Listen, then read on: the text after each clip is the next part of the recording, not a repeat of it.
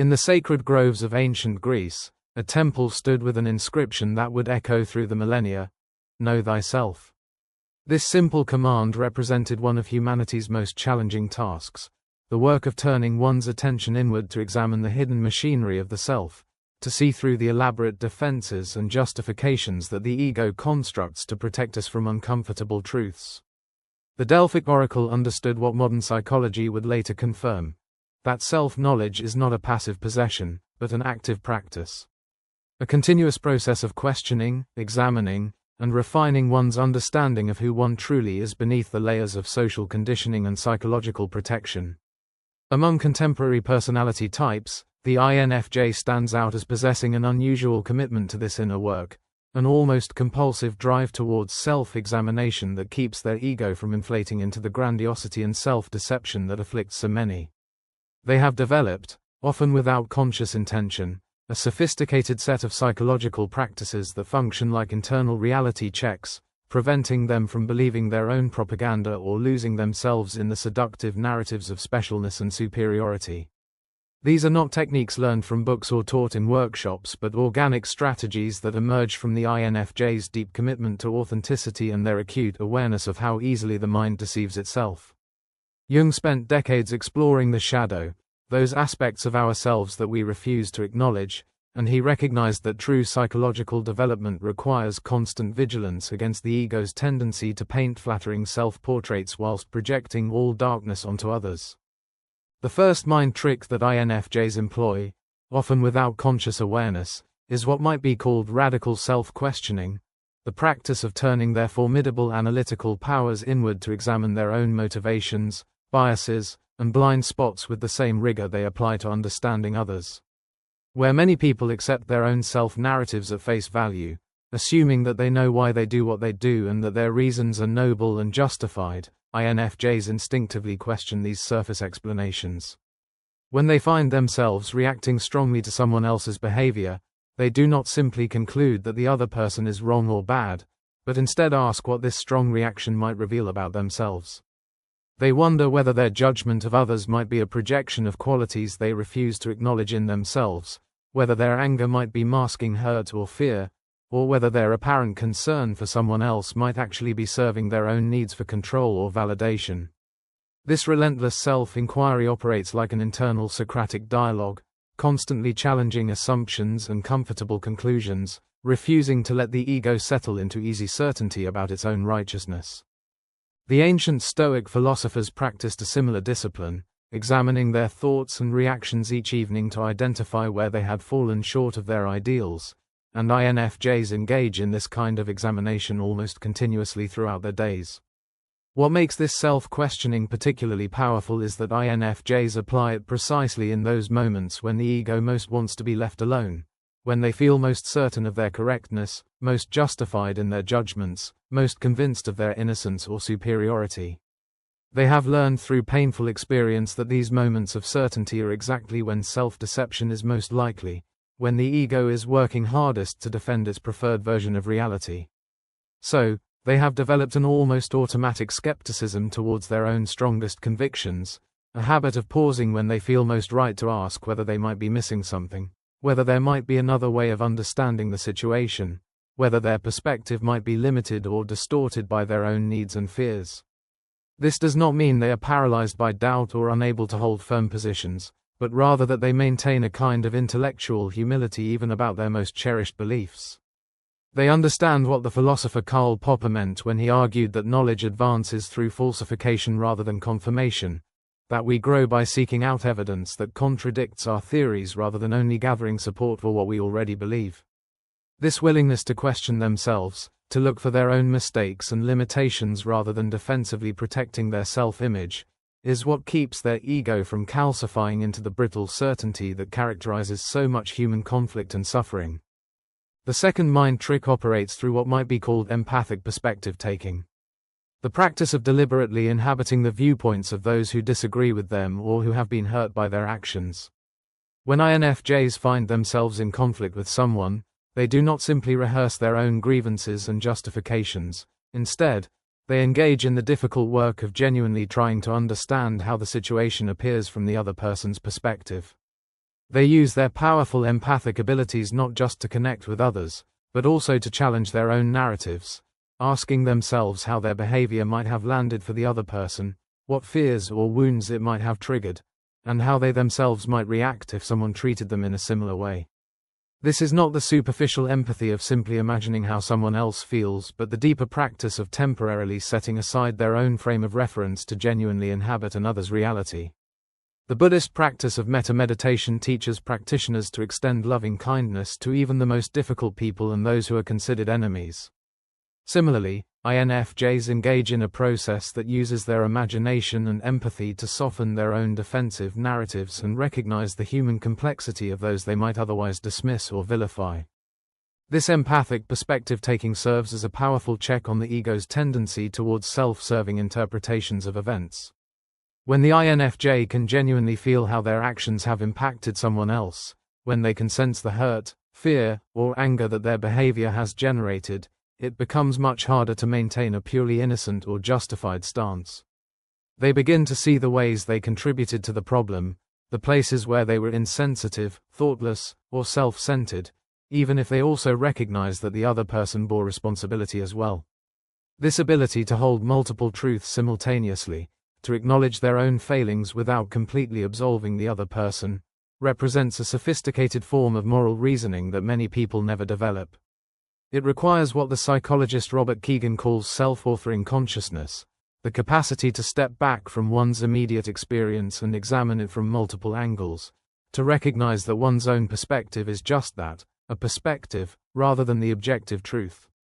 INFJs who have cultivated this practice find that conflicts become opportunities for growth rather than battles to be won, that admitting their mistakes actually strengthens rather than weakens their integrity, and that the ego survives quite well without constant protection and defense. They discover what the mystics have always known, that there is a deeper identity beneath the ego's incessant need to be right, good, and justified. A self that can observe the ego's machinations with compassionate detachment. The third mind trick manifests in their relationship with feedback and criticism. Where many people become defensive when their flaws or mistakes are pointed out, dismissing the criticism or attacking the messenger, INFJs have developed what might be called receptive vulnerability. The capacity to remain open to difficult feedback even when it triggers shame or discomfort. This does not mean they accept all criticism as valid or fail to recognize when feedback is distorted by the other person's projections and biases. Rather, they have learned to sit with the discomfort of being seen in their imperfection, to tolerate the shame that arises when their flaws are exposed, and to mine even harsh or poorly delivered criticism for whatever kernels of truth it might contain. They understand that the people who trigger them most strongly often have something important to teach them, that their strongest defensive reactions usually indicate they have touched something real and tender beneath the surface. The Sufi poet Rumi wrote about this in his famous poem, The Guest House of the Soul, welcoming even the difficult visitors because each brings a message. INFJs have internalized something of this wisdom in their approach to criticism and challenge. This receptivity to feedback operates as a powerful ego regulation mechanism because it prevents them from constructing elaborate defensive narratives to explain away their mistakes and shortcomings. When someone points out that they were insensitive, controlling, or self-absorbed, the INFJ's first response is not to explain why the other person is wrong or to justify why their behavior was actually acceptable given the circumstances. Instead, they pause and feel into whether there might be truth in the observation, whether they can recognize themselves in this unflattering mirror, even if they do not like what they see. This practice requires tremendous courage because it means allowing themselves to feel the shame and inadequacy that the ego works so hard to avoid. However, it is precisely this willingness to feel their own imperfection that allows for genuine growth and transformation. They have learned that the ego's defensive maneuvers, whilst providing short-term relief from uncomfortable feelings, actually prevent the deeper learning and integration that leads to lasting change. By staying open to feedback rather than immediately defending against it, they create space for new awareness to emerge, for previously hidden aspects of themselves to come into view, for the necessary adjustments and corrections that keep them aligned with their deeper values. This does not mean they are pushovers who accept all criticism without discrimination, but rather that they have developed the capacity to separate their core worth from their particular behaviors, to recognize that admitting mistakes does not mean they are fundamentally flawed or worthless. The fourth mind trick reveals itself in their practice of what might be called comparative humility, the habit of regularly reminding themselves of how much they do not know and how limited their perspective truly is. INFJs are often highly intelligent and insightful, capable of perceiving patterns and connections that others miss. This can create a subtle yet dangerous temptation towards intellectual arrogance, the assumption that because they see more than most people, they see everything. They have learned to counter this temptation by deliberately seeking out experiences and perspectives that challenge their understanding, by reading widely across disciplines and worldviews, and by engaging with people whose backgrounds and beliefs are radically different from their own.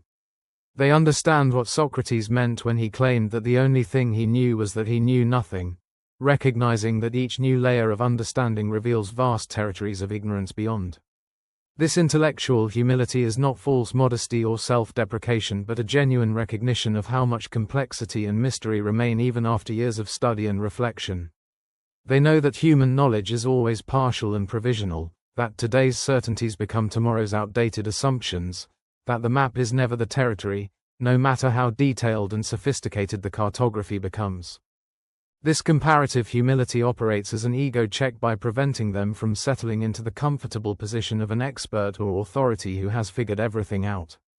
They remain perpetual students, always curious about what they might be missing, always willing to have their theories challenged and refined, always aware that their current understanding is just one step in an ongoing journey of discovery. The quantum physicist Werner Heisenberg recognized that the observer affects what is observed, and that there is no truly objective viewpoint outside the system. INFJs seem to grasp intuitively that their own psychological makeup, cultural conditioning, and life experiences necessarily limit and shape what they can perceive and understand.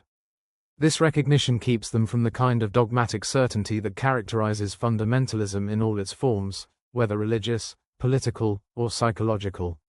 They hold their beliefs and insights lightly, offering them as possibilities rather than pronouncements, inviting dialogue rather than demanding agreement. This stance requires a particular kind of ego strength, the ability to tolerate uncertainty and ambiguity without collapsing into either rigid certainty or complete relativism. They have learned to live in what the poet John Keats called negative capability, remaining comfortable with mysteries and doubts without grasping after premature closure or false certainty. The fifth mind trick manifests in their relationship with their own suffering and mistakes. Rather than viewing their pain and failures as evidence of their inadequacy or as experiences to be avoided and forgotten as quickly as possible, INFJs have developed what might be called a transformative relationship with difficulty, the ability to metabolize their struggles into wisdom and compassion. They understand what Leonard Cohen meant when he sang that there is a crack in everything and that is how the light gets in, recognizing that their wounds and weaknesses are not obstacles to growth but essential elements of their humanity and sources of deep learning. When they make a significant mistake or experience a painful failure, they do not simply move on or paper over the experience with positive thinking. Instead, they turn towards it with curiosity, asking what it might teach them about themselves, how it connects to larger patterns in their life, and what adjustments or growth it might be inviting. This approach to difficulty is rooted in what psychologists call a growth mindset, the belief that abilities and understanding can be developed through effort and learning rather than being fixed and unchangeable. What makes this particularly powerful as an ego regulation mechanism is that it transforms experiences that might otherwise feed narratives of victimhood or specialness into opportunities for developing humility and compassion.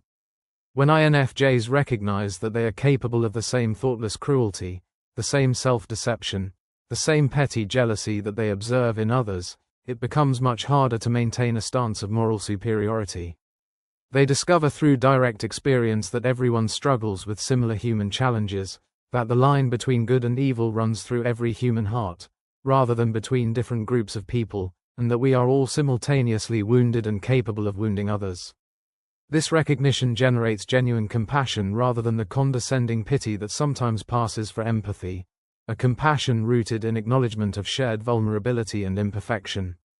The Buddhist concept of bodhicitta describes this quality, the awakened heart that wishes to relieve suffering precisely because it has intimately known suffering.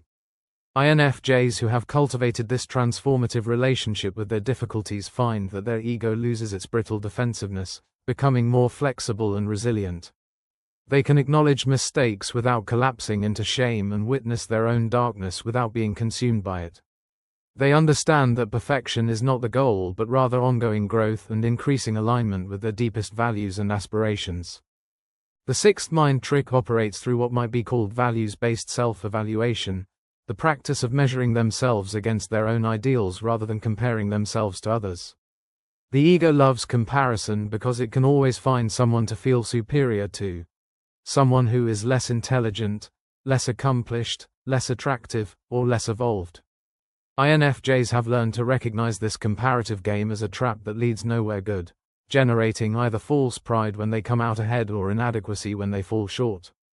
Instead, they have developed the habit of evaluating themselves against their own values and aspirations, asking not whether they are better than others but whether they are living in alignment with what matters most to them.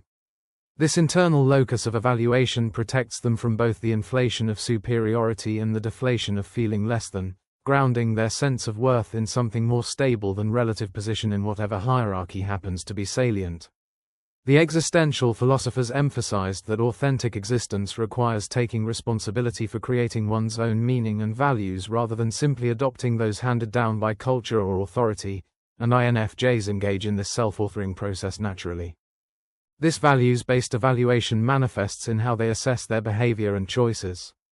Rather than asking whether they look good to others or whether they are winning at life according to conventional metrics, they ask whether their actions reflected their core values of authenticity, compassion, growth, and meaning. They might judge a day as unsuccessful, not because they failed to accomplish tasks, but because they were impatient with someone, acted out of fear rather than love, or compromised their integrity in some small way. Conversely, they might feel good about a day even if nothing externally impressive happened because they showed up authentically, treated people with kindness, or made a choice aligned with their deeper values despite external pressure to do otherwise. This internal evaluation system keeps their ego in check by preventing them from resting on external accomplishments or accolades, constantly calling them back to the deeper question of who they are being rather than what they are achieving. It also protects them from the trap of performing goodness or consciousness as a way of feeling superior to others, as the evaluation is private and ongoing rather than a public demonstration of their evolved status. They understand that the work of becoming fully human is never finished, that there are always new layers of conditioning to recognize and transcend, always new ways their ego tries to reassert control through subtle mechanisms of specialness and superiority. The seventh mind trick reveals itself in their practice of what might be called shadow integration, the ongoing work of recognizing and acknowledging the parts of themselves that do not fit their preferred self-image. Jung spent much of his career exploring how we all possess qualities and impulses that we reject as incompatible with who we want to be, projecting these disowned aspects onto others and seeing them as external enemies rather than internal realities. INFJs, perhaps because of their deep familiarity with Jungian psychology or simply through intuitive recognition, seem to understand the importance of this shadow work. They have developed the practice of looking for themselves in the people who most irritate or disturb them, asking what rejected aspect of themselves might be represented by the qualities they find so objectionable in others. When they find themselves judging someone as selfish, they pause and ask where their own selfishness lives, how it expresses itself in more subtle or socially acceptable forms. When they recoil from someone's neediness, they explore their own unacknowledged dependency needs and the ways they might manipulate others into taking care of them whilst maintaining the appearance of strength and independence. This shadow integration work operates as a profound ego regulation mechanism because it dismantles the fundamental dualism that keeps the ego structure intact, the belief that some qualities belong to the self, whilst others belong only to inferior or problematic others. As INFJs recognize their capacity for all human qualities, both light and dark, their ego loses its rigid boundaries and its need to maintain a purely positive self-concept through projection and denial. They discover what the mystics have always taught, that wholeness comes not through perfection but through integration, through embracing the full spectrum of human possibility that lives within each of us. This does not mean they act on every impulse or justify destructive behavior by claiming it is just their shadow expressing itself. Instead, It means they acknowledge the presence of these impulses and energies, bringing them into consciousness where they can be understood and channeled constructively rather than acting them out unconsciously or projecting them onto others. The poet Rainer Maria Rilke wrote that perhaps all the dragons of our lives are princesses waiting to be awakened by acts of beauty and courage, and INFJs seem to understand that their shadow qualities, when acknowledged and integrated, often contain gifts and energies that their conscious personality has been missing. The anger they tried to suppress might contain important boundary-setting energy. The selfishness they judged might point towards necessary self-care. The darkness they feared might hold creative power and depth. The eighth mind trick manifests in their commitment to what might be called experiential verification, the practice of testing their insights and beliefs against lived experience rather than simply accepting them as true because they feel right or fit their existing worldview. INFJs are highly intuitive and often receive sudden knowing or strong convictions about people, situations, or ideas. The ego can easily become attached to these intuitions, using them as evidence of special perception or superior understanding. However, mature INFJs have learned to hold their intuitions lightly, treating them as hypotheses to be tested rather than truths to be defended. When they have a strong feeling about someone's character or a situation's likely outcome, they observe what actually unfolds, noticing when their intuition was accurate and when it led them astray. This willingness to be proven wrong, to discover that their gut feeling was actually anxiety or projection rather than genuine perception, keeps their ego from inflating around their intuitive gifts. They understand that even highly developed intuition is not infallible, that it can be distorted by their own unprocessed wounds, biases, and blind spots. This experiential verification extends to their broader beliefs and worldviews as well. They do not simply adopt psychological or spiritual frameworks because they sound sophisticated or make them feel evolved. Instead, they test these ideas against their lived experience, noticing what practices and perspectives actually lead to greater peace, authenticity, and connection, versus what remains purely conceptual or even increases suffering and confusion.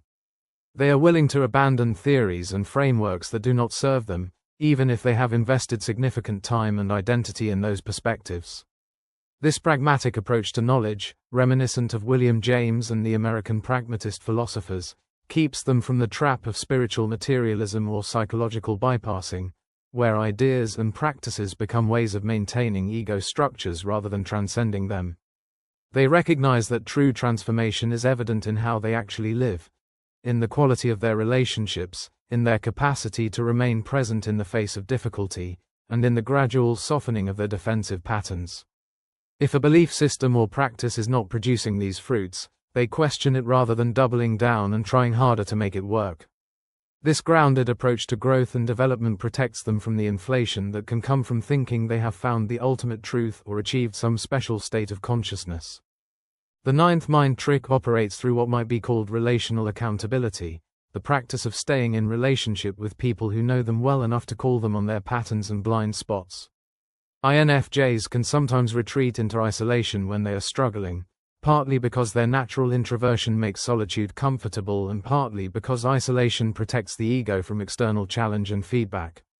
However, mature INFJs recognize this tendency and actively resist it, maintaining relationships with people who have earned the right to offer difficult feedback, such as friends or family members, or therapists who see them clearly and care enough to speak uncomfortable truths.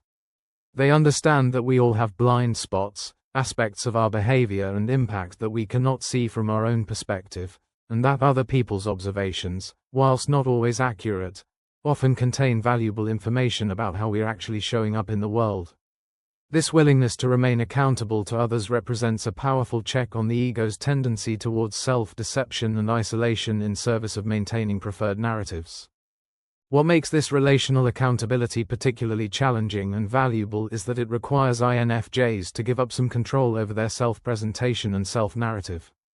They must allow themselves to be seen in their messiness and imperfection, to be challenged when they are rationalizing or avoiding, and to hear that their behavior does not match their intentions.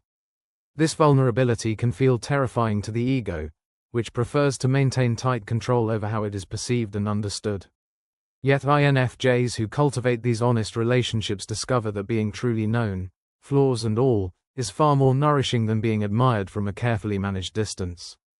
They find what Brené Brown describes as the paradox of vulnerability, that showing up in their imperfection actually strengthens connection and allows for more authentic relating than any amount of careful image management could achieve. These relationships become sacred spaces where they can bring their struggles and contradictions without fear of judgment or abandonment, where they can be both supported and challenged to grow.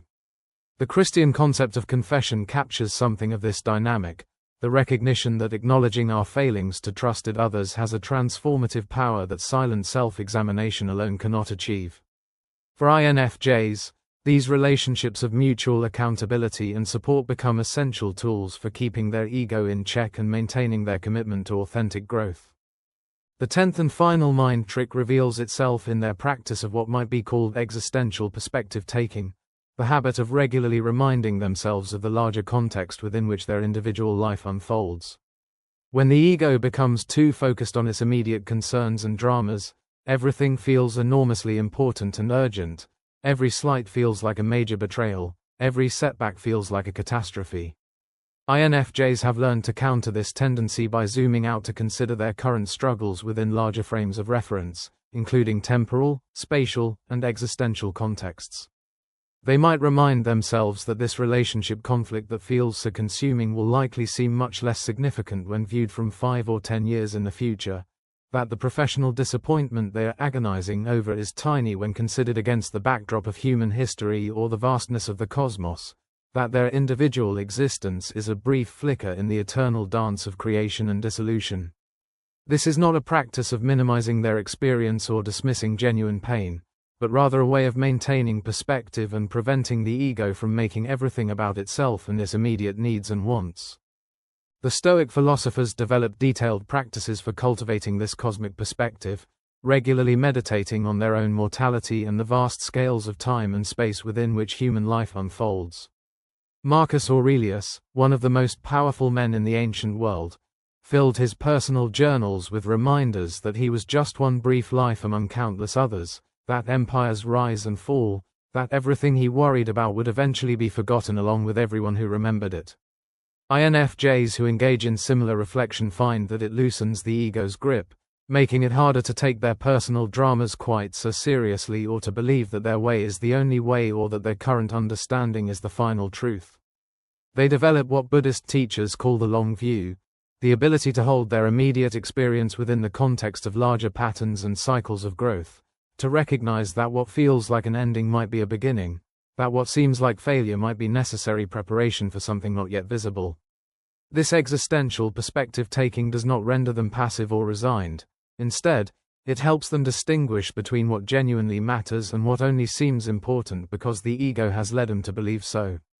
They can fight fiercely for what they believe is right, while simultaneously acknowledging that they might be wrong, that future developments might reveal dimensions of the situation they cannot currently see, and that their position in the grand scheme of things is both infinitely precious and ultimately insignificant.